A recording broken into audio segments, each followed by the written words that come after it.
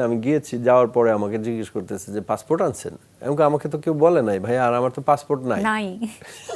তখন তারা মানে সব কিন্তু পাঠিয়ে দিয়েছে, আমার ছবি টবি সবকিছু, মানে এটা আবার অন্য কাউকে নিতেও পারবে না। তো এক ছবি রিলিজ হওয়ার পরে একাই ওয়ান ম্যান শো ছিল উনি, সালমান শাহ। মানে অনেক হিরোর কাজ কমে গেছিল আসার পরে, আর আমরা তো তখন নতুন। আফসোস ছিল যে হয়তো বেঁচে থাকলে আমরাও কোনোদিন তার সঙ্গে কাজ করতাম। আমি ভক্ত ছিলাম তার, ওর ছবি দেখেছি আমি, অনেক হেভি স্মার্ট ছিল।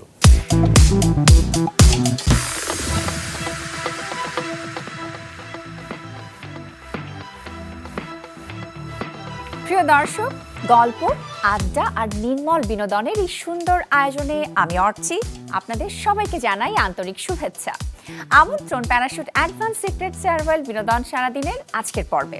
প্রতিদিনের মতো আজও আপনাদের সঙ্গে কিছু আনন্দের মুহূর্ত, কিছু গল্প আর প্রাণখোলা আড্ডা ভাগ করে নিতে আমি ফিরে এসেছি। আর এই সুন্দর সময়টাকে আরো বিশেষ করে তুলতে আজ আমার সঙ্গে রয়েছেন একজন চলচ্চিত্র অভিনেতা। 1993 সালে জ্যোতি চলচ্চিত্রের মাধ্যমে তার যে যাত্রা শুরু হয়েছিল, সে পথ আজও থামেনি। সময়ের সঙ্গে সিনেমার ভাষা বদলেছে, কিন্তু অভিনয়ের প্রতি তার ভালোবাসাটা রয়ে গেছে আগের মতোই। কখনো চিরশত্রুর গল্পে, কখনো ভালোবাসার লাল গোলাপের ভালোবাসায়, আবার কখনো ঘর দুয়ারের অনুভূতিতে তিনি জায়গা করে নিয়েছেন দর্শক মনে। 3-4টি নয়, প্রায় 40টি সিনেমায় তিনি পুলিশের চরিত্র করেও তাক লাগিয়ে দিয়েছেন।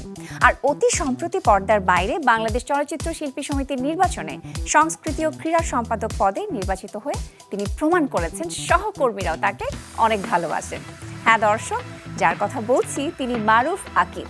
চলুন আর দেরি না করে গল্প শুরু করি। আজকের গল্প আর আড্ডায় আমন্ত্রণ জানাই আমাদের অতিথিকে। কেমন আছেন?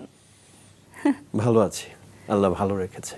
এবং আপনাকে পেয়ে ভীষণ ভালো লাগছে। এই প্রথম আপনার সাথে মুখোমুখি বসেছি এবং অনেক গল্প আড্ডা, আসলে পুরোটা সময় জুড়েই আমরা যেতে চাই, গল্প করতে চাই, প্রাণখোলা আড্ডা যেটা বলছিলাম শুরুতে। তবে শুরুতেই যেই প্রসঙ্গ নিয়ে কথা বলবো, মাছরাঙা টেলিভিশনেই সাম্প্রতিক সময় আমরা নিউজে দেখেছি যে আপনি ইলিয়াস কাঞ্চনের বাসায় গিয়েছিলেন, বাসভবনে তাকে দেখতে গিয়েছিলেন। তো সেই অনুভূতিটা নিয়ে একটু শুরু করতে চাই। কেমন দেখেছেন তাকে, প্রিয় নায়ককে? কাঞ্চন ভাইকে বলতে হবে, কাঞ্চন ভাই আমার কিশোরগঞ্জের। হ্যাঁ, আপনার বাড়ি? জি, ওনার বাড়ি করিমগঞ্জ, আমার বাড়ি কিশোরগঞ্জ।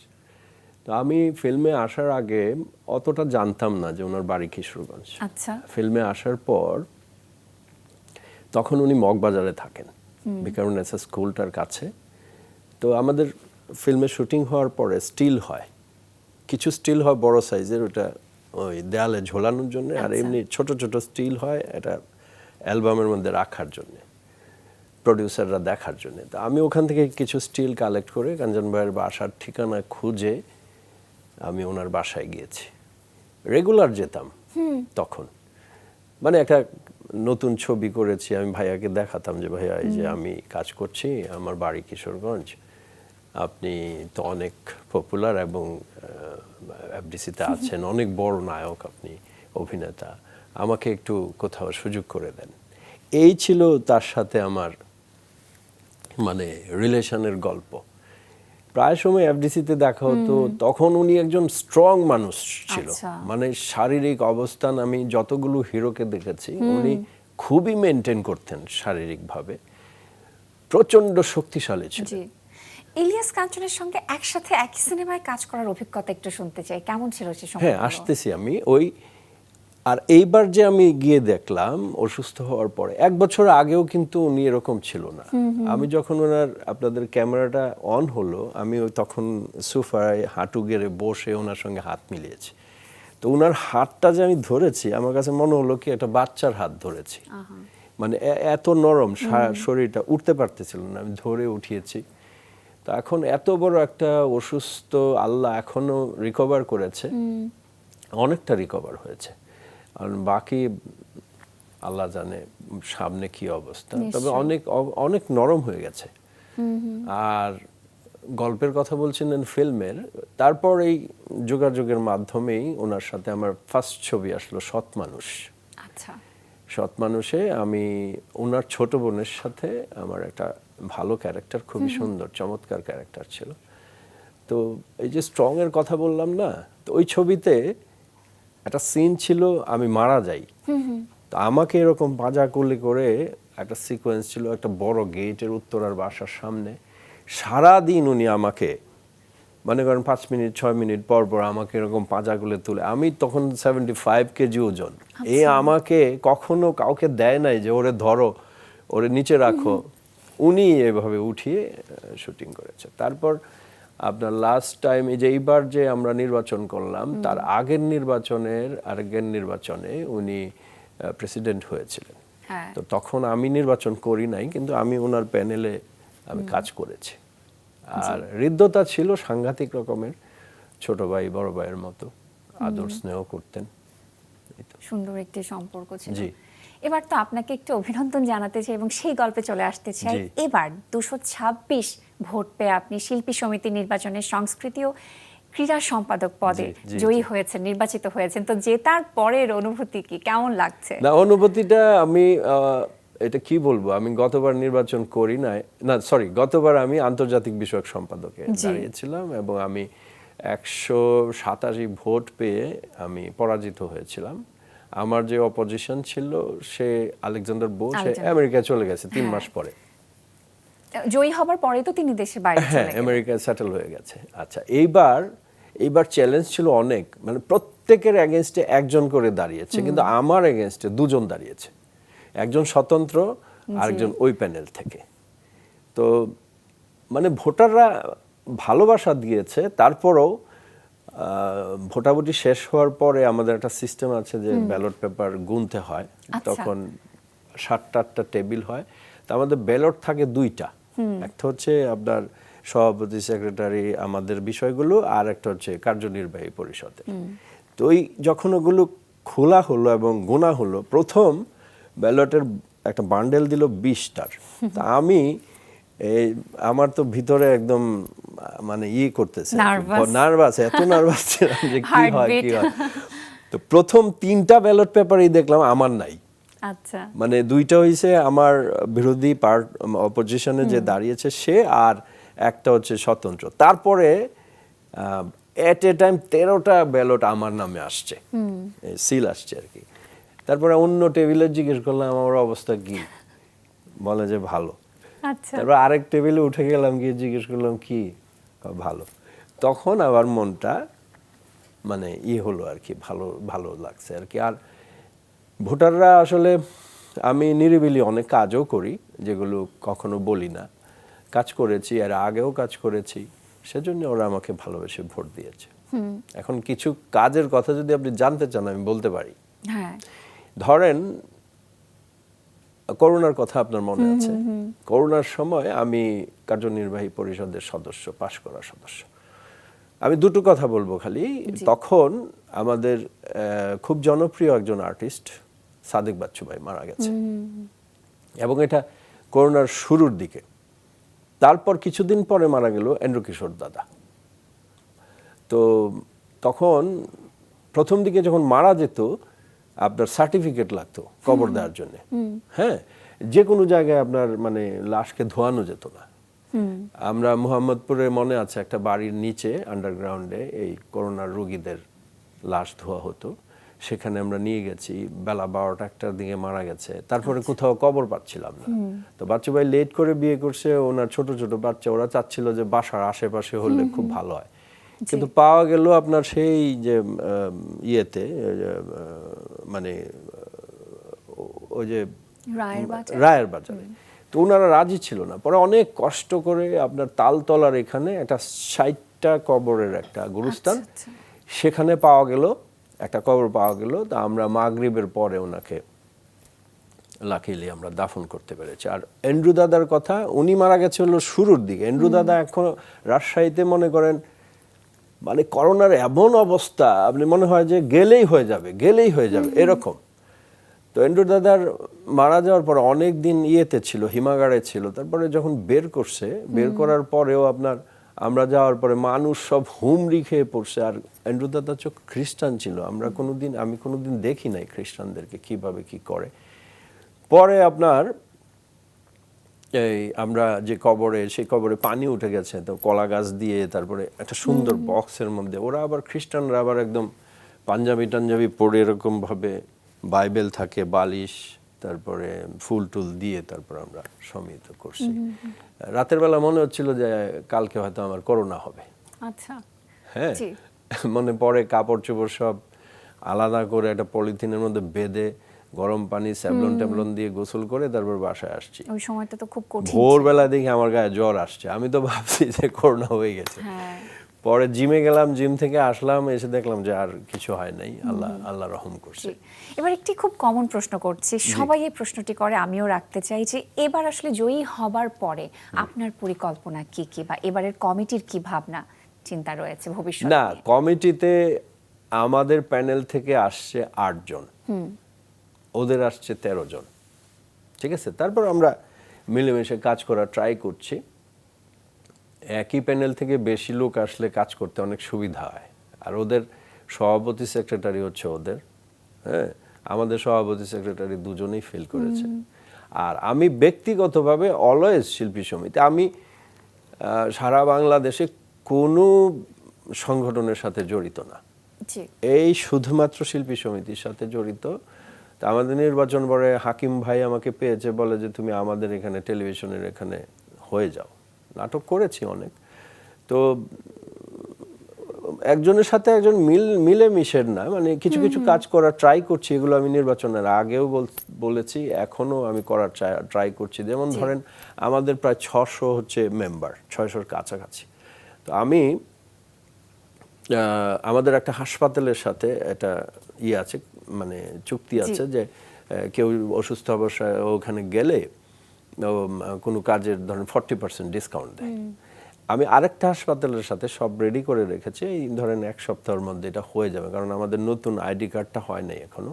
ওটা হলে ওখানেও তারা গিয়ে 40% ডিসকাউন্টে চিকিৎসা করতে পারবে। সেটা আবার শুধু যে শিল্পী সে না, তার পুরা ফ্যামিলি করতে পারবে। আচ্ছা। এবং মেডিসিন যদি ওখান থেকে কিনে, মানে একদম কোম্পানির থেকে যে টাকায় ওরা আনে ওই টাকায় দিবে ওদেরকে। এটা রেডি করেছে, আরো কিছু টুকটাক কাজ করার প্ল্যান আছে, ও হয়ে যাবে কিছুদিনের মধ্যে। এবার তো এখন তো আপনি নেতা, আপনি তো জয়ী হয়েছেন, কিন্তু প্রথম যখন আপনি শিল্পী সমিতির সদস্য হয়েছিলেন তখনকার সময়কার কথা কি মনে পড়ছে? আমি যতটুকু শুনেছি যে তখন আপনি নায়ক আলমগীরের গাড়ির বনেটের উপর ফর্ম রেখে ফিল আপ করেছিলেন, একটু সেই সময়ের গল্প। এইটা হচ্ছে তখন আমি আলমগীর ভাইয়ের সঙ্গে একটা ছবি করছিলাম, ঘর দুয়ার।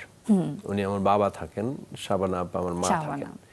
তখন শুটিং এর ফাঁকে উনি বলল যে সমিতির মেম্বার হও না কেন। তখন মাত্র আমার মনে হয় 2টো ছবি রিলিজ হয়েছে। আচ্ছা। তো আমি বললাম যে ভাইয়া ফর্ম নিয়ে আসো। আমি ফর্ম নিয়ে আসছি, তো ওই শুটিং এর সময় উনি আসছে, বাইরে গাড়ি রাখছে, আমি বলছি ভাইয়া একটা সিগনেচার লাগবে। পরে বনেটের উপর দাঁড়িয়ে সিগনেচার দিয়েছে। সেটা হচ্ছে 1995 এর কথা বলছি আমি, অনেক দিন, আপনি হয়তো তখন অনেক ছোট। হ্যাঁ, তো এই স্মৃতিটা মনে আছে। তখন আলমগীর ভাই তখন ছিল, প্রেসিডেন্ট ছিল আমাদের সমিতির। জি। এবং সেই সময়ের তো গল্প শুনছি, সময়ের চাকা আরেকটু পেছনে নিয়ে যেতে চাই এবং আরো পুরোনো দিনের গল্প শুনতে চাই। যেমনটা আমরা জানি এবং আপনিও বলছিলেন কিশোরগঞ্জের ছেলে আপনি, তো ছোটবেলা থেকে কি আসলে অভিনেতা হবার, অভিনয় করার স্বপ্ন ছিল আপনার? যে কোনোদিন না, আমার 14 গোষ্ঠীর মধ্যে কেউ মানে অভিনয়ের সঙ্গে জড়িত না। এইটা না, এইটা কিভাবে যে আমার মাথার মধ্যে ঢুকলো। আমি প্রচন্ড রকমের ভলিবল খেলতে পারতাম, ফুটবল খেলতে পারতাম। হঠাৎ করে আমি যখন ডিগ্রি পরীক্ষা দেওয়ার পরেই একটা গ্যাপ থাকে না, ওই গ্যাপের মধ্যে পত্রিকায় আমি বিজ্ঞাপন দেখেছি যে নতুন মুখের সন্ধানে। আচ্ছা। তো এইটা আমরা 3 বন্ধু মিলে করেছি, কিন্তু কারোটা কেউ জানতো না। আচ্ছা। হ্যাঁ, আমার একজনের নাম ছিল ইরফান, একজনের নাম ছিল মামুন, আর আমি। আমি যে দিয়েছি, দেওয়ার পরে চিঠি আসছে, চিঠির মধ্যে আপনার কিছু জিনিস লেখা ছিল, যেমন ধরেন একটা কবিতা লেখা ছিল, এটা পড়তে হবে 8 লাইন, মেঘনাদ বধ কাব্যের। আমার তো মাথা নষ্ট, আমি এই কবিতা জীবনে, মানে এটা পড়তে হবে আবার কবিতা আবৃত্তির মতো করে। তারপরে এটা পাওয়ার পরে আমি মানে কিশোরগঞ্জে যারা নাটক করে, এই বিষয়ে যাদের অভিজ্ঞতা আছে তাদের সাথে আমি যোগাযোগ করা শুরু করি। করতে করতে করতে করতে এরপরে আমাদের ইন্টারভিউ কল করলো, আমি এফডিসিতে আসলাম। এফডিসিতে এসে জহিরায়ন কালার ল্যাবে আমাদের ইন্টারভিউ হলো। ইন্টারভিউ ফার্স্ট, সেকেন্ড, থার্ড, মানে ধাপগুলো। তা আমি থার্ড ধাপে গিয়ে আমি আউট হয়ে গেলাম, আচ্ছা, আমি পেলাম না। সেবারই তাহলে প্রথম আপনি এফডিসিতে পা রেখেছিলেন। হ্যাঁ হ্যাঁ, জীবনের প্রথম। আজকে যেমন মাছরাঙ্গায় আমি জীবনের প্রথম এসেছি, ঠিক প্রথমবার পেয়েছি সেরকম। আপনাকে। হ্যাঁ, তো কালার ল্যাবের স্টেজ আছে, স্টেজের উপর আমি যখন দাঁড়িয়ে করা শুরু করলাম, তাকায় দেখি নিচে ধরেন সিরিয়ালি রাজ্জাক ভাই বসা, চাষী বাহ। নজরুল ইসলাম বসা। তো আমি ওই ডায়লগ বলার মাঝখানে গিয়ে আমি এরকম হয়ে আছি। স্টার স্ট্রাক হ্যাঁ, একদম। তো এইখানে আসার পরে এটা রটনা হয়ে গেল আমার কিশোরগঞ্জে যে আমি নায়ক হয়ে গেছি। এখন তো আর কিশোরগঞ্জে যেতে পারছি না, আচ্ছা, ঢাকায় থেকে গেলাম। এই থাকাই হলো থেকে আপনার তখন ছবি তুলতে হইতো, মানে মডেলিং। স্টুডিওতে। হ্যাঁ, মডেলিং প্লাস মনে করেন ফিল্মে আসতে হলে আপনাকে তো আর সামনাসামনি সবসময় দেখতে পারবে না, ছবি তুলতে হতো তখন। পোর্টফোলিওর মতো একটা হ্যাঁ, বিষয় ছিল। তো আমার তখন মানে ঢাকায় আসছি, টাকা পয়সার ক্রাইসিস, খুব স্ট্রাগলিং একটা ও সময় মাই যাচ্ছে। গড, খুব কষ্ট করে কিছু টাকা পয়সা এবং জোগাড় আপনারা করে। 3 বন্ধু একসাথে একটি রুম শেয়ার হ্যাঁ, করে একটা রুমে থাকতেন। ছিলাম, 2 জন ঢাকা ইউনিভার্সিটিতে পড়তো, একজন এখন মালয়েশিয়া, আর একজন আচ্ছা। আমেরিকা থাকে। একজনের নাম আনিস, আর একজনের নাম তসলিম ভাই। বাহ। তো আমি গোপনে গোপনে এগুলি করতাম।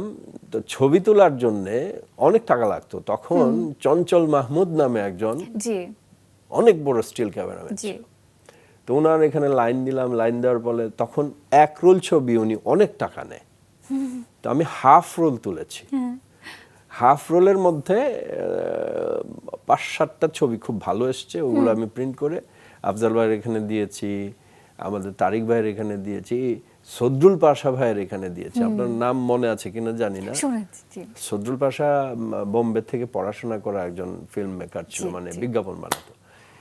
তো দেওয়ার পরে আসে না সাডেনলি আমি একদিন সদরুল পাশা ভাইয়ের সঙ্গে দেখা করতে গেছি। পরে বলে যে আমি তো তোকে খুঁজছি। আমি বলেন কি ভাই, কেন? বলে তোকে আমি একটা বিজ্ঞাপনে নিয়েছি। তো প্রথম বিজ্ঞাপন একটা বাল্বের, সৈনিক বাল্ব। তখন তো টেলিভিশন ছিল একটা, বিটিভিতে। জি জি। তো বিজ্ঞাপন করলাম, করার পরে আমাকে বলে দিল যে কালকে সকালে 3টা স্পট যাবে তোর বিজ্ঞাপনের।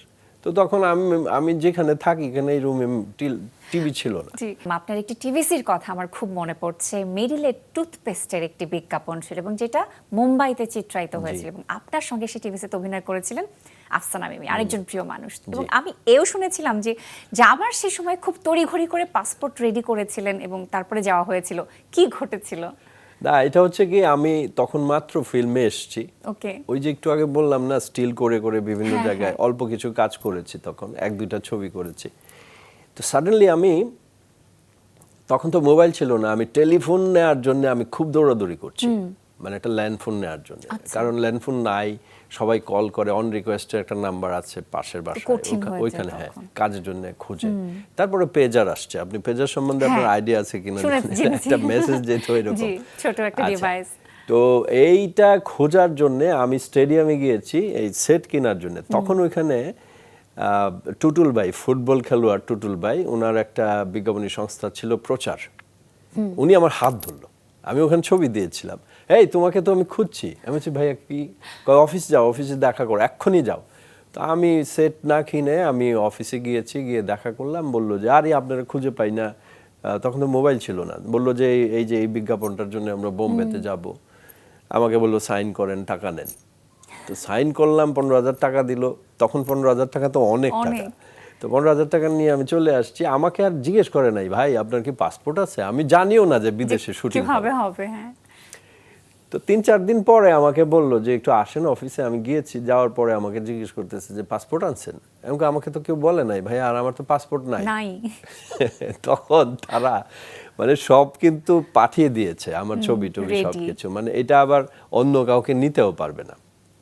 তখন গুলিস্তানের এখানে আমাকে নিয়ে গেল, টিপু ভাই নামে ওনার ম্যানেজার ছিল। গিয়ে আমি 1 মিনিটের ছবি তুললাম। 1 মিনিটের ছবি তোলার একটা ছিল। 1 মিনিটের ছবি তুললাম, ছবি তুলে ওনারা ফর্ম আনলো, আমি সই করে দিলাম, পাসপোর্ট জমা দিল। পাসপোর্ট আমার মনে হয় 1 দিন বা 2 দিনের মধ্যে কিভাবে জানি ওনারা নিয়ে আসছে। তারপরে হলো ভিসা। ভিসা তখন ইন্ডিয়ান এম্বাসি ছিল ধানমন্ডিতে। আমাকে টুটুল ভাই সাথে নিয়ে গেল। নিয়ে যাওয়ার পরে বললো তোমাকে যদি জিজ্ঞেস করে বলবা তুমি ক্রিকেট প্লেয়ার। আমি ভাই অ্যাক্টর লেখা তো। কয় ওটা জিজ্ঞেস করবে না। এই 10 মিনিটের মধ্যে আমার ভিসা হয়ে গেল। ভিসা আবার লিমিটিং ছিল না, সিলের মতো ছিল।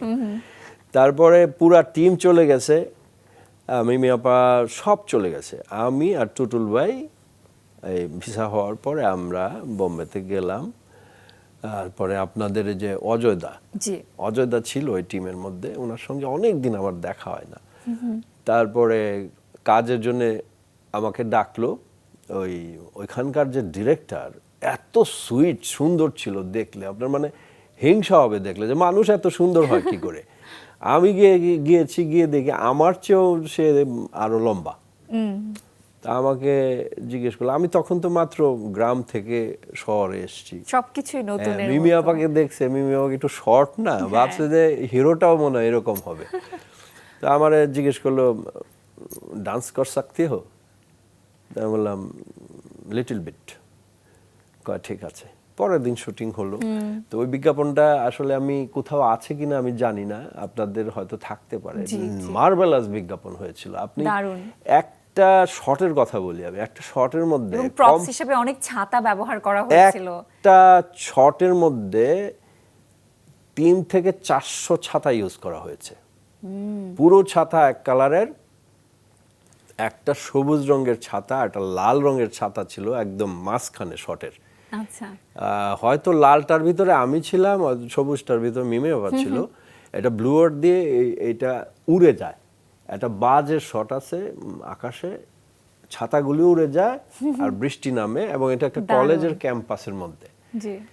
তারপর একটা মিউজিক্যাল একটা গান শুরু হয়।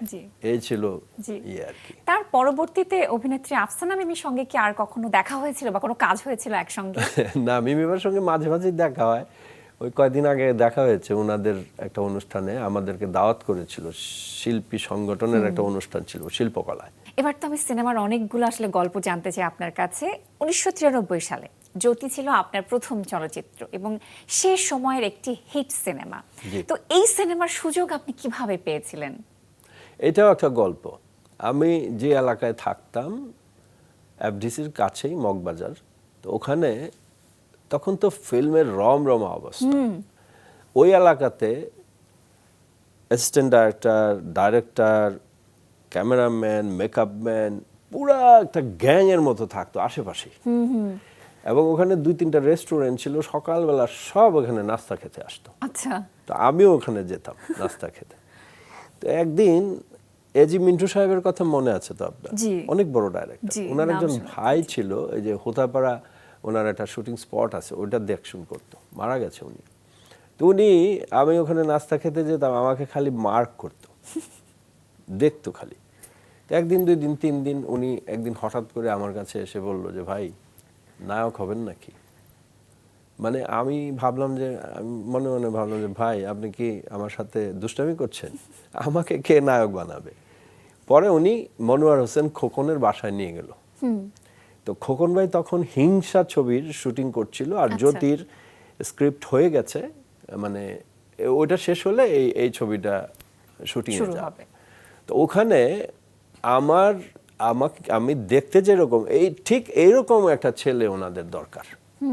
মানে আমার মতো কলেজে পড়ে, শাহনাজের সাথে কলেজে পড়ে, শাহনাজ হলো হিরোইন। আচ্ছা। তো আমাকে বললো যে, তুমি এক কাজ করো, তুমি 25 দিন পরে আসবা।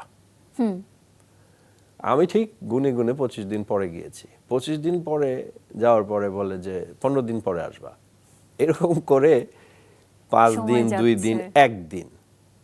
তখন আমি আগেও বলেছি যে মোবাইলের কোনো সিস্টেম ছিল না, ফোন করা যেত 2 টাকা দিয়ে। তা আমি যেদিন ডেট হলো যাওয়ার অফিসে, আমি অফিসে ফোন দিলাম, বললো যে তুমি আসো, কালকে আসো। তো আমি 8:30টার মধ্যে অফিসে চলে গেছি, সারা তো ঘুম হয় নাই টেনশনে। গিয়ে দেখি অফিস খুলে পিয়নরা পরিষ্কার করছে। আমি বললাম যে, খোকন ভাই কি আসছে? বলে যে, আপনি কি পাগল, এত সকালে ওরা আসবে? আমি মন খারাপ করে চলে আসছি। তো ঘন্টা 1.5 পরে আবার ফোন দিছি। ফোন দেওয়ার পরে বলতেছে যে, খোকন ভাই আছে? বললো যে আছে। তা আমি খোকন ভাইয়ের বললাম, ভাইয়া আমি তো আসছিলাম। বলে, এখন তুমি কোথায়? আমি বলছি, আমি মগবাজারে। তাড়াতাড়ি আসো। আমি গেলাম, গিয়ে অফিসে উঠলাম। ওঠার পরে গিয়ে দেখি ওটার যে প্রডিউসার মোতালেব সাহেব, উনি বসা। তো উনি ওনার শ্বশুর ছিল, খোকন ভাইয়ের শ্বশুর। তা আমার বললো যে এই যে ওর কথা বলছিলাম, তখন নতুনদেরকে সবাই সুযোগ দিচ্ছিল। তো উনি আমাকে বললো যে ওইদিকে যাও, একটু হেঁটে আসো, তারপরে বললো চেয়ারে বসো, দাঁড়াও, এইটুক করে উনি ভিতরে চলে গেল। তারপরে একটা দলিল দিল আমাকে এনে, বললো যে এটা পড়ে সাইন করো। আচ্ছা। হ্যাঁ, তো খোকন ভাই যখন ভিতরে গেল জানতে আমি আছি কিনা, আমাকে নিয়েছে কিনা, তখন আমার বলে গেল যে আল্লাহ আল্লাহ করো, হয়ে যাবে হয়তো। তো আসছে, আসার পরে আমি আর কোনো কিছু পড়ি নাই, আমি সাইন করছি। তো আমাকে 12,002 টাকা দিল। 12,000 দিল এই কারণে, 10,000 আর 2,000 দিল ড্রেস কেনার জন্য। আর 2 টাকার নোটের একটা প্রচলন ছিল, তখন সাইন করলে 2 টাকা একটা নোট দিত নতুন। হ্যাঁ, না, 1 টাকা দিত, 2 টাকা। হ্যাঁ, এটা সব সময় সবাইরে দিত। তো এইভাবে জ্যোতির মধ্যে ঢোকা, তারপর শুটিং শুরু হলো। কক্সবাজার গেলাম, অনেক দিন ছিলাম কক্সবাজারে। অনেক বড় বড় আর্টিস্ট ছিল আমার সাথে। আসাদ ভাই ছিল, আহমেদ শরীফ সাহেব ছিল, সুজাতা আপা ছিল, জহিরুদ্দিন পিয়ার ছিল, মানে এরকম বড় বড় কাস্টিং ছিল আর কি। এই শুরু।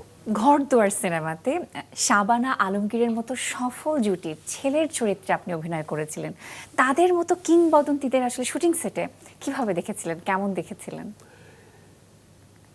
এটা তো হচ্ছে আমরা তখন কিশোরগঞ্জ থেকে ঢাকায় এসেছি, টেলিভিশনে শুধু দেখেছি, হলে দেখেছি, মানে মাঝে মাঝে মনে হতো কি এটা কি সত্যি নাকি। হ্যাঁ, আমার মনে আছে আমি যখন প্রথম এটা মানে কাস্টিংটা হলো আমার, আমি আলমগীর ভাইয়ের অফিসে গিয়েছি, আখি ফিল্মস নাম ছিল ওনার। ওনাকে সালাম করলাম, ওখানে ছবির সাইনিং নিলাম। তো উনি বললো যে শাবানা ম্যাডামের সঙ্গে একটু দেখা করো, এফডিসিতে আছে। তো এফডিসিতে এসে দেখি শাবানা আপা শুটিং করতেছে জসিম ভাইয়ের সাথে। দুইজনেরই সালাম করলাম, বললাম যে আপা আপনার বড় ছেলের ক্যারেক্টার করছি ঘরদুয়ারে। তারপর উনি আদর, গালের মধ্যে এরকম করলো, মানে আদর করে বললো যে ঠিক আছে। আর শাবানা আপা মানে আপনি কি বলবো, শুটিং চলাকালীন সময় যতদিন আমরা দুপুরবেলা ভাত খেয়েছি, নানা রকমের রান্না করে টিফিন ক্যারিয়ার দিয়ে উনি বাসা থেকে নিয়ে আসতো, আমরা খুব মজা করে খেতাম। এবং আমরা যে কাজ করেছি, আমরা যে নতুন, আমরা বুঝতেই পারি না এত এত ভালো ওয়েল বিহেভ করেছে আমাদের সাথে। তো একটা স্মৃতি আছে আমার শাবানা আপার সাথে, আপনার তখন তো 35-এর যুগ ছিল, মানে একটা সিন যদি এনজি হয় অনেক টাকা লস হতো। তো একটা সিন ছিল ওরকম, আমি মদ খেয়ে বাসায় ঢুকেছি, বাবারে কি উল্টাপাল্টা বলছি, তখন শাবানা আমাকে মারবে, থাপ্পড় দিবে। তো থাপ্পড়টা যখন দিচ্ছিল আমি আগে আমার মুখ ঘুরাই ফেলছিলাম। পরে আংটি টাংটি খুলে ক্যামেরাম্যানকে ইশারা দিল যে ডাইরেক্ট শট দিবে আর কি। তারপরে ধরে 4-5টা থাপ্পড় এরকম গালের মধ্যে দিল, আমার গালের ভিতর দিয়ে কেটে গেছিল। পরে আবার আমার জড়ায় ধরছে, বলে যে শোন তুই শটটা দেখিস কত ভালো হয়েছে, অরিজিনাল হয়েছে। তো ওইখান থেকে আমি শিখছি থাপ্পড় কিভাবে দিতে হয়। আমি দিয়েছি আমার জীবনে 2-3 জনকে, এর মধ্যে দীপা খন্দকাররা একবার দিয়েছি, আর একবার শাহনাজরেও দিয়েছি। মানে অ্যাকশন বলার সাথে সাথে খাটাস করে মেরে বুঝে ওঠার আগেই। পরে আর সেকেন্ড শট আর নেয় নাই, দেখছি এটা ভালো হয়েছে, ওটাই রেখে দিয়েছি। ভালোবাসার লাল গোলাপ, এই সিনেমাতে আপনি আরেক কিংবদন্তি অভিনেত্রী ববিতার ছেলের চরিত্রে অভিনয় করেছিলেন, সেই অভিজ্ঞতা কেমন ছিল? অভিজ্ঞতাটা এরকম, আমার এখন মনে হয় যে আরো 10 বছর আগে ফিল্মে ঢুকলে ভালো হতো, এদেরকে আরো বেশি বেশি পেতাম। ববিতা আপার সঙ্গে যখন কাজ করা শুরু করেছি তখন আমি একটা গ্যাপ দিয়েছিলাম ফিল্মে কাট পিসের একটা যুগ চলে আসছিল। তো আমাকে যখন নিল, ওই ক্যারেক্টারটা এত বড় ক্যারেক্টার, এবং ববিতা আপার সঙ্গে অনেক 2টা ড্রামা আছে। তো ওনারা ভাবতেছিল যে এই ড্রামা মানে তুলতে পারবো কিনা। তো ডাইরেক্টর করলো কি যে মারুফ, উনি এখন নাই, আমেরিকাতে চলে গেছে, আমাকে বললো যে এই সিনটাই প্রথম করব। আচ্ছা। তো আপনি যদি দেখেন এই সিনটা, মানে অপু বিশ্বাস না খেয়ে পড়ে আছে, আমার বোন, ববিতা ছাদ সিঁড়ি দিয়ে নেমে চলে যাচ্ছে, এর মধ্যে আমার সঙ্গে কথা বলে যে তুই ওই ছেলের সাথে, মানে ভবগুরে একটা ছেলে থাকে, সাকিবের ডাবল ক্যারেক্টার, তো ওই ছেলের সাথে অপু যদি ভালো থাকে তোর প্রবলেম কি? আমি বলি যে মা আমার তো স্ট্যাটাসে যায় না ওর সাথে। তখন মা আমার পায়ে ধরে, যে আমি তোর পায়ে ধরি, তুই এটা মেনে নে। তো আমি ওইখান থেকে ছিটকায় অনেক দূরে চলে যাই। আমি বলি যে মা তুমি ধর্মের বিধান থাকলে আমি তোমার সেজদা করতাম, তুমি আমার পাপী বানাইছো মা, তুমি আমাকে মাফ করে দাও, তুমি মাফ না করলে এই জীবনে আমার কোনো ভালো কিছু হবে না। এরকম অনেক বড় ডায়লগ, আপনি সুযোগ পেলে দেখে নিয়ে এর মধ্যে আছে ইউটিউবে। তারপরে মা আমি রাজি হয়ে যে ঠিক আছে মা, আমি তোমার কথা রক্ষার্থে ওর বাসায় যাব। মেয়েদের এখান থেকে যায় না, ছেলেরা প্রস্তাব নিয়ে আসে, কিন্তু আমি যাব। তো মা নামাজ পড়তে থাকে, আমি মাকে সালাম করি এবং মা আমার কপালে একটা চুমু দেয়, আমি যাই। এটাও মনে হয় 9 কি 10 নম্বর রিলে হুন্ডা অ্যাক্সিডেন্ট করে আমি মারা যাই। ঠিক আছে, তো এইটা এই যে ববিতা আপাকে তো আর জীবনে পাই নাই, এই এক ছবির মধ্যেই পেয়েছি। কি সুন্দর স্মৃতি, খুবই চমৎকার ক্যারেক্টার। চিত্রনায়ক মান্নার প্রোডাকশনে পিতামাতার আমানত সিনেমায় আপনি কাজ করেছিলেন এবং যেই সিনেমায় রাজ্জাক কবরীর মতো কালজয়ী জুটি অভিনয় করেছিলেন, সেই স্মৃতি মনে পড়ে?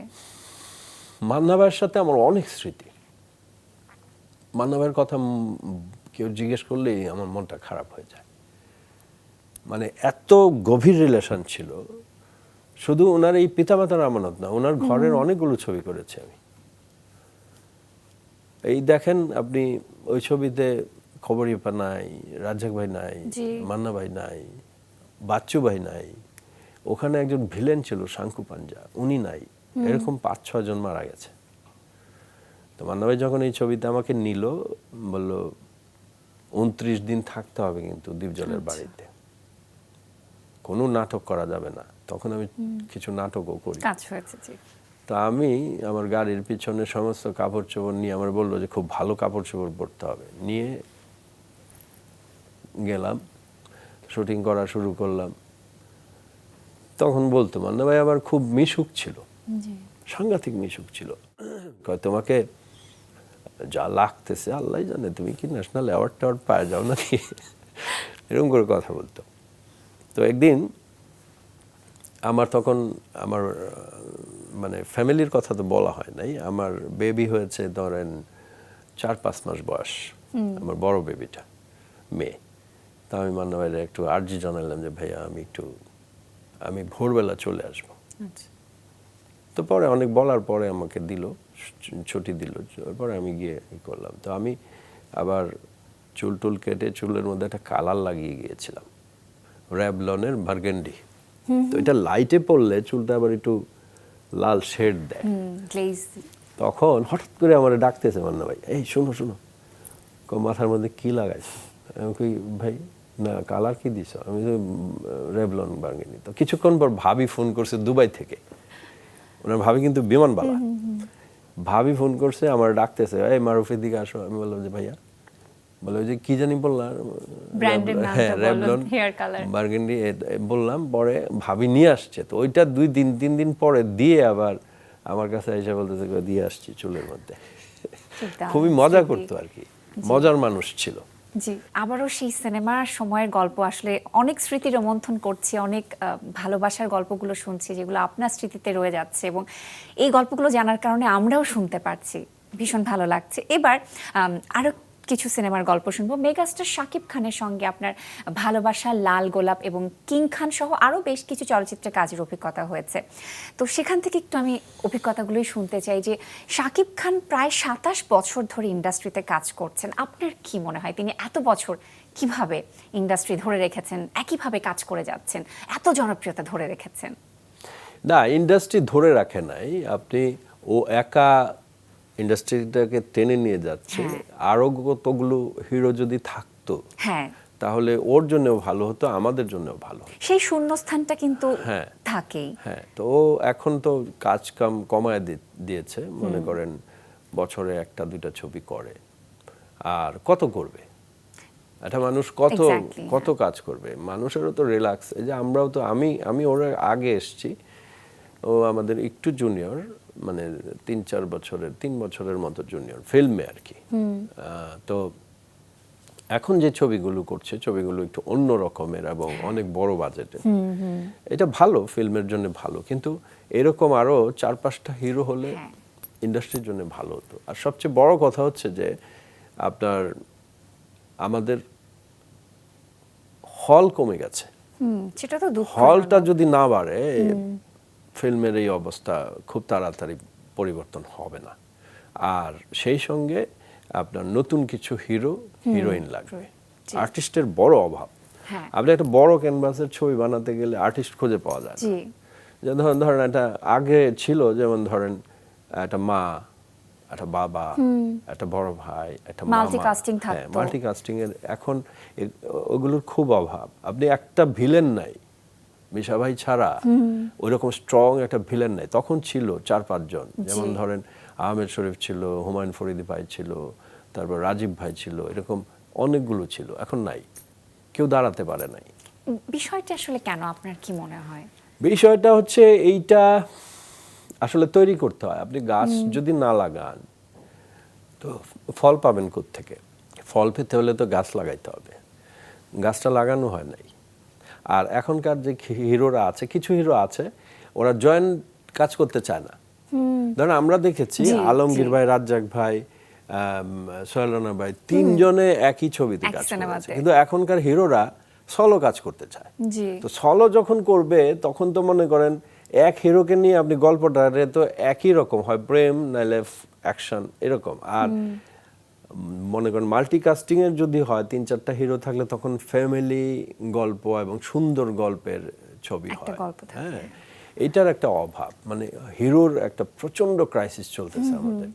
আসছে টেলিভিশন মিডিয়া থেকে অনেকেই তো এখন আসছে নতুন কাজ করছে। আফরান নিশো আপনি যা আজকে যে শিডিউল চান 3 বছর পরে শিডিউল দিবে।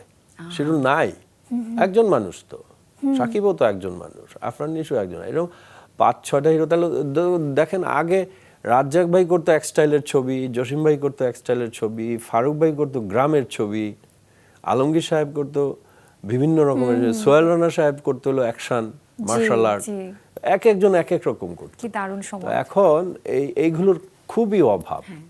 আর সিনেমা হল হলে মানে প্রডিউসার তো টাকা ইনভেস্ট করতে চায়। এটা আমরা রোজার ঈদে দেখি, প্রচুর ছবি দেখে মানুষ, কোরবানির ঈদেও দেখি। বিগত কয়েক বছর ধরে তো তেমনটাই, দর্শক তো সিনেমা হলে যেতে চায়, দেখতে চায়। এখন একজন বিজনেস করবে, টাকা লগ্নি করবে, টাকাটা তো ফেরত আসতে হবে। একদম। এই জন্যই অনেকেই ইনভেস্ট করতে চায় না। হ্যাঁ, নয়তো ফিল্মকে ভালোবাসে মানুষ। এটা রোজার ঈদ আসলে, কোরবানির ঈদ আসলে আমরা যখন রাস্তায় বের হই তখন আমাদেরকে দেখেও মানুষ খুব আনন্দ ফিল করে। এতে বোঝা যায় যে ফিল্ম মানুষ পছন্দ করে। কিন্তু এই যে সঠিক একটা লাইন আপ সব জায়গায় হচ্ছে, আপনি ফুটবল খেলায় হচ্ছে, ক্রিকেট প্লেয়ারদের হচ্ছে, আপনি সব সরকারই করছে, কিন্তু আমাদের সেক্টরটাকে কেন জানি আমার মনে হয় যে একটু নেগলেক্ট করে এখন। এটা আমাদের খুব কষ্ট। আমাদের দেখবেন যে একটা আর্টিস্ট বয়স হয়ে গেলে পরে চলতে ফিরতে পারে না, টাকার অভাবে সরকারের কাছে লোন চায়। এটা খুব মারাত্মক এবং খুবই দুঃখজনক। হ্যাঁ, এই শুনেছি যে 200 সিনেমা হল হচ্ছে, এটা এই সরকারে এসে একটা অনুমোদন দিয়েছে। এগুলি হয়ে গেলে আপনার আমরা সকলেই তো আসলে সুদিনের প্রত্যাশায় অপেক্ষা করছি। আমি যেটা খেয়াল করেছি, আপনি প্রায় 30-40টির মতো সিনেমায় পুলিশের চরিত্রে অভিনয় করেছেন এবং এর শুরুটা মনে হয় ছিল চিরশত্রু সিনেমার মধ্য দিয়ে। শাবানা, জসিম, বাপ্পারাজ, শাবনাজ এবং তাদের সঙ্গে কাজের অভিজ্ঞতা হয়েছে। তো এই যে এতগুলো পুলিশের চরিত্রে অভিনয় করতে গিয়ে এতগুলো সিনেমায়, তো আপনার একঘেয়েমি লাগেনি কখনো? মনে হয়নি যে ভিন্নধর্মী কোনো চরিত্রে কাজ? না, এটা তো আর রেগুলার হয় নাই, মানে এটা তো আমি মেট করি নাই। এটা হচ্ছে কি, একটা গল্প যখন রেডি হওয়ার পরে আচ্ছা এই ক্যারেক্টারটা অমুকরে ডাকো, এই ক্যারেক্টারটা অমুককে ডাকো, এই পুলিশের ক্যারেক্টার যখন আসে তখন আমি তো ড্রেস বানিয়ে রেখেছিলাম বাসায়, কখন আসবে আমি পরে কাজ করব। তো এর মধ্যে পুলিশ ছাড়াও অনেক কাজ করেছি, কিন্তু পুলিশের ক্যারেক্টারগুলো একটু বেশি করেছি। যেমন এই কোরবানির ঈদে আমার 3টা ছবি রিলিজ হয়েছে, 3 ছবির মধ্যে 2 ছবিতেই আমি পুলিশ অফিসার, আর একটা ছবিতে আর্মির ক্যারেক্টার করেছি, ওটার নাম ছিল মাসুদ রানা।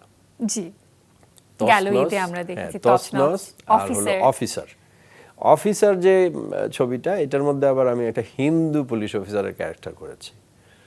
হ্যাঁ, তো এটা প্রডিউসাররা চয়েস করে যে ওকে কল দাও, এই যে ক্যারেক্টার, এই আর কি। নায়িকা রোজিনার নায়কও আপনি হয়েছিলেন এবং তার প্রোডাকশনেরই টেলিফিল্ম মেজো দিদিতে, সেই এক্সপিরিয়েন্স শুনবো। এইটা হচ্ছে মেজদিদি শরৎচন্দ্র চট্টোপাধ্যায়ের, এইটার কাস্টিংয়ে ছিল আহমেদ রুবেল। আচ্ছা। আহমেদ রুবেল এক বেলায় আধা ঘন্টা বা 2 ঘন্টা মনে হয় শুটিং করেছিল, তারপরে সাডেনলি সে মানিকগঞ্জ থেকে কোথায় জানি চলে গেছে। তো রোজিনা আপার চিফ অ্যাসিস্ট্যান্ট যে বাবলু নাম, ও আমার খুব বন্ধু ছিল, সে আমাকে কল করলো যে তুমি কই? আমি বলছি আমি ঢাকায়। কথা তুমি মানিকগঞ্জ চলে আসো, একটা কাজ আছে, এটা করো, তোমাকে পে করবে। পে মানে টাকা পয়সা না, মানে ক্যারিয়ারে পে হবে আর কি। তাই আমি বললাম যে গল্প টল্প, রোজিনা আপা তোমার নায়ক। আমি বলো কি? তো আমার তো উনি একটু বয়সে পার্থক্য আছে, তা আমি রাতের বেলা গাড়ি চালিয়ে চলে গেছি। গিয়ে প্রথমে আমার গোফ লাগানো হলো, তারপরে ধুতি পরানো হলো, পাঞ্জাবি পরানো হলো, ওদের বানানো। তারপর একটা গান করলো, প্রথমে স্টিল তুললো যে আমাদের দুজনকে মানায় কিনা, দেখা গেল মানিয়েছে। রোজিনা আপার নায়ক, এটা চারটিখানি কথা না, কিন্তু এটা ভাগ্যে হয়ে গেছে আর কি। আহমেদ রুবেল ওখান থেকে চলে গেছে, তারপর আমি গিয়ে রোজিনা আপার নায়ক হয়েছি। জি, বাহ, দারুণ। এটা ওনার হোম প্রোডাকশন, মানে ওনার নিজের প্রোডাকশন, চ্যানেল আইতে গিয়েছিল এটা। আচ্ছা, কিছুদিন আগেই আলোচনায় সমালোচনায় আসা একটি সিনেমা কন্ট্রাক্ট ম্যারেজে চিত্রনায়িকা মৌসুমীর স্বামীর চরিত্রে আপনি অভিনয় করেছিলেন। তো প্রিয়দর্শী নায়িকা আসলে মৌসুমীর সাথে অভিনয়ের অভিজ্ঞতা কেমন ছিল, বা বিশেষ কোনো স্মৃতির কথা কি বলতে চান? না, মৌসুমী আপার সঙ্গে আগেও অনেকগুলো ছবিতে করেছি, কিন্তু এইটা মানে এমন কাজ, ওনার সাথে আমার দেখা হয় নাই, উনি তো আমেরিকায়। জি। ফোনে অনেকগুলো সিন আছে, আমি ফোনে কথা বলি, হ্যাঁ এটা করছো তুমি, এইভাবে চলে গেলা, এই সেই হ্যান ত্যান। উনি ওই পার থেকে উত্তর দিয়েছেন, কিন্তু কারোর সাথে কারো দেখা নাই। হ্যাঁ, তো কন্ট্রাক্ট ম্যারেজ, আমার যে ডিরেক্টর, সে আমার খুব পুরনো বন্ধু, অনেক পুরনো বন্ধু, হাসান জাহাঙ্গীর। তো তার সুবাদে এটা হয়েছে। তো এটা নিয়ে তো অনেক রকমের আলোচনা সমালোচনার জন্ম হলো এই ছবি নিয়ে। ভালো কাজ করেছি, মানুষ বলেছে আর কি যে অ্যাক্টিংটা ভালো হয়েছে। এই কিছুদিন আগেই 31 জুলাই আপনি অভিনেতা ডনের সাথে, আপনার সহকর্মীর সাথে পুরনো কিছু ছবি আপলোড করেছিলেন, আমরা দেখেছি। এবং ডনকে তো সাম্প্রতিক সময় আসলে গ্রেফতার করা হয়েছে, এবং আমাদের প্রিয় নায়ক প্রয়াত সালমান শাহের মৃত্যু রহস্য নতুন করে আসলে আলোচনায় আসছে, আমরা সবাই এখন দেখছি, পড়ছি। তো আপনার দীর্ঘদিনের সহকর্মী ডনকে নিয়ে আপনার কি বলার আছে, বা এই পুরো বিষয়টি নিয়ে আপনি কি মন্তব্য রাখতে চান? ডন, এই যে এই ছবি কন্ট্রাক্ট ম্যারেজের মধ্যেই ও ভিলেনের ক্যারেক্টার করেছে। তো ডনের সাথে আমার প্রথম কাজ শুরু হয় ঘরদুয়ার দিয়ে, অনেক আগে। সেই থেকে তার সাথে আমার সখ্যতা, কলিগ হিসাবে, আর বাইরে কিছু না, এই কাজের সময় ওর সঙ্গে দেখা হতো। এখন যে বিষয়টা নিয়ে সালমান শাহকে অবশ্য আমি এসে পাই নাই। সালমান শাহ আমি ফিল্মে ইন করেছি, আমি একদিন জাস্ট এক ঝলক ওকে গান করতেছিল, দূর থেকে দেখেছি, কোনোদিন কথাও হয় নাই আমার। তো ডনের সাথে ওর খুব বন্ধুত্ব ছিল সালমান শাহর। তো উনার মৃত্যুর সাথে যে এই যে জটলা, এটা তো অনেক বছরের পুরনো, দীর্ঘদিন। তো আমি, ডন যদি এখানে জড়িত থাকে তাহলে ওর শাস্তি হওয়া উচিত, আর যদি সে জড়িত না থাকে তাহলে ও মুক্তি পেয়ে যাওয়া উচিত। যেমনটা শুনছিলাম যে প্রয়াত সালমান শাহর সিনেমা মুক্তি বা আপনার সিনেমা মুক্তির সময়টা তো কাছাকাছি মোটামুটি ছিল, আগে পরে মিলিয়ে ছিল, তার সঙ্গে আপনার সেভাবে দেখাও হয়নি, কথাও হয়নি বলছিলেন। সেই আক্ষেপ বা আফসোসের জায়গাটি থেকে গেছে, নিশ্চয়ই একসাথে কাজ করা হতো এক সময়। না, ও তো এক ছবি রিলিজ হওয়ার পরে স্টার হয়ে গেছে। জি। তো এটাতে আমরা যারা নতুন আসছি তাদের একটু ক্ষতি হয়েছে। ক্ষতিটা কেমন আমি আপনাকে বলি। ফিল্মের একজন মোগল আছে, হাবিব ভাই। আচ্ছা। হ্যাঁ, এটা আপনাদের ইউনিটের লোকজন বলতে পারবে। হাবিব ভাই যেমন পদ্মা নদী মাঝির প্রযোজক, বুঝতে পারছেন? আমি যখন এসছি তখন আমার সাথে জহুরুল হক নামে, আব্দুল্লাহ জহির বাবুর বাবা জহুরুল হক, উনি মগবাজারে আসতেন একটা ভিডিও লাইব্রেরি থেকে, উনি ক্যাসেট নিতেন। তো সেইখানে ওনার সঙ্গে দেখা আমার, এবং আমার সাথে সখ্যতা হয়। আমি বাসায় অনেক যেতাম, আমাকে বলতো যে তুমি বাসায় আসবা সকালে। তো ওনার মাধ্যমে এই পদ্মা নদী মাঝির যে প্রযোজক হাবিব ভাই একটা রোমান্টিক ছবির জন্য গল্প চয়েস করলো। আমি আর আমার সাথে আর একটা মেয়ে, প্রীতি নামের একটা মেয়েকে, নতুন আমাদেরকে নিবে, বাবা মা থাকবে, আসাদ ভাই, আর অনেক অনেক আর্টিস্ট। তা আমরা আমাদের ফটো সেশন হলো, আমাদের সাইনিং হলো, একদম মনে করেন শুটিং এর যাবে ওই সময় কেমন সে কেমন তাক রিলিজ হয়েছে। জি, এক সপ্তাহ পরে ওনারা ডিসিশন বদল করে ফেলছে যে না, আমরা সালমান শাহ আর ইয়েকে নিয়ে ছবি বানাবো। কাজ হবে। তো ওই ছবিটা আর হয় নাই আমার জীবনে। আর ও তো এক ছবি রিলিজ হওয়ার পরে একাই ওয়ান ম্যান শো ছিল উনি, সালমান শাহ, এবং খুব বেশি ছবি করে নাই, 27টা ছবি করেছে। 27টার মধ্যে হয়তো কয়েকটা মানে কমপ্লিট ছিল না। তো ম্যাক্সিমাম ছবি ভালো গেছে, এবং মানে একক, মানে অনেক হিরোর কাজ কমে গেছিল আসার পরে, আর আমরা তো তখন নতুন। হ্যাঁ, খুব ভালো কাজ করতো, অভিনয় করতো ভালো, ড্রেস আপ, একটা স্টাইল ছিল অন্যরকম। আফসোস ছিল যে হয়তো বেঁচে থাকলে আমরাও কোনোদিন তার সঙ্গে কাজ করতাম। আমি ভক্ত ছিলাম তার, ওর ছবি দেখেছি আমি, অনেক হেভি স্মার্ট ছিল। নিশ্চয়ই। অনেকক্ষণ তো আপনার জীবনের গল্প, কাজের গল্পই শুনছিলাম, সিনেমার এত এত গল্প শুনছিলাম, আপনার পরিবারের গল্প শোনা হয়নি। আপনার পরিবারের গল্প একটু জানতে চাই, কেমন আছেন তারা সবাই, এবং কেমন চলছে আপনার ঘর দুয়ার সংসার? আমার ফ্যামিলিতে আমার বাবা নেই, বাবা মারা গেছে বেশ কিছুদিন হয়েছে, মাও অনেক বয়স হয়েছে। আচ্ছা। আমরা 5 ভাই বোন, এক ভাই দেশের বাইরে থাকে, 3 বোন, 2 বোন ঢাকাতে থাকে, 1 বোন কিশোরগঞ্জ থাকে। আচ্ছা। আমি ব্যক্তিগতভাবে আমার 2টো সন্তানের বাবা, আমার একটা মেয়ে আছে আর একটা ছেলে আছে। মেয়েটা অনেক বড় হয়ে গেছে এখন, ছেলেটার বয়স 7 বছর। মেয়েটার নাম রুশনান, ছেলেটার নাম জায়ান। আবার ভবিষ্যতে যদি কোনো বাচ্চা কাচ্চা আসে তখন বলতে পারবো আর কি। নিশ্চয়ই।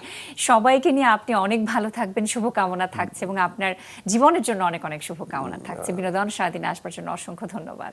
আপনাকে অনেক ধন্যবাদ, সেই সঙ্গে মাছরাঙ্গার সমস্ত টিমকে আমার অনেক অনেক শুভেচ্ছা, অনেক অনেক সালাম, ভালোবাসা। একটা কথা বলবো, আপনি এই অনুষ্ঠানের মাধ্যমে সবাইকে বলে দিবেন বাংলা ছবি দেখার জন্য। কোথায়? হলে গিয়ে। তাহলেই আমাদের ছবির সংখ্যা বাড়বে, আমরা সুন্দর সুন্দর ছবি করতে পারবো। ভালো থাকবেন, সুন্দর থাকবেন, সুস্থ থাকবেন। আসসালামু আলাইকুম। অসংখ্য ধন্যবাদ। প্রিয় দর্শক, গল্প আর আড্ডায় কখন যে সময়টা পেরিয়ে গেল বুঝতেই পারলাম না। আশা করি আজকের সময়টুকু আপনাদের ভালো লেগেছে। আবারও দেখা হবে আগামী পর্বে, নতুন কোনো গল্প, নতুন কোনো অতিথি, আর নতুন কিছু অনুভূতি নিয়ে। ততক্ষণ পর্যন্ত নিজের যত্ন নিন, ভালো থাকুন, নিরাপদে থাকুন। বিদায়।